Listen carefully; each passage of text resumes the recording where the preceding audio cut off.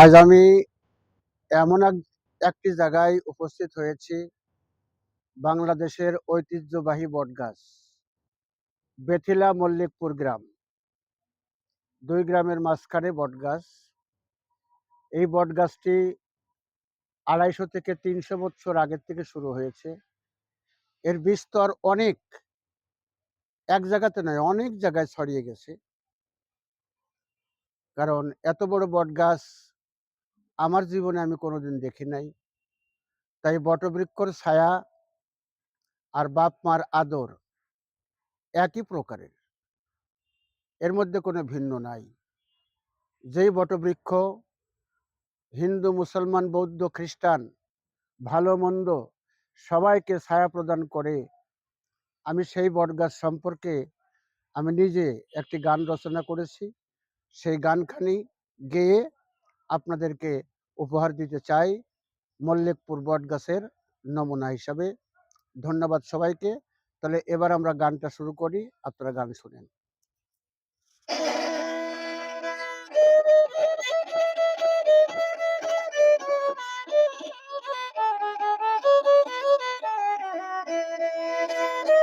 মল্লিকপুরে আছে সেই গাছ,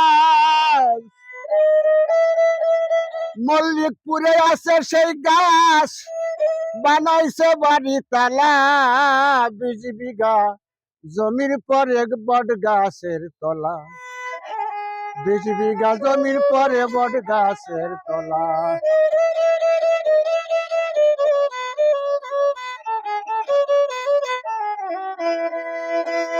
ঝিনাইদহ জেলা, কালীগঞ্জ থানা,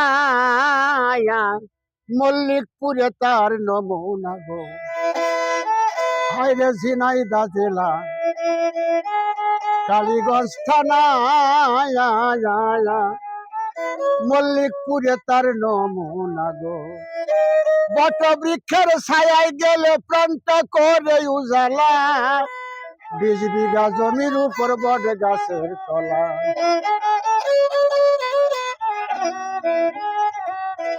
মনরে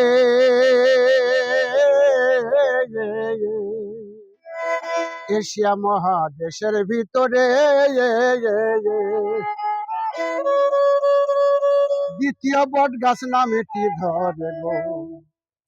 এশিয়া বট গাছ, এশিয়া মহাদেশের ভিতরে দ্বিতীয় বট গাছ নামেটি ধরে গো। সুভাষ বাতার দেয় সবারে, সুভাষ বাতার দেয় সবারে, মনটা করে উতালা। ২০ বিঘা জমির পরে বট গাছের তলা।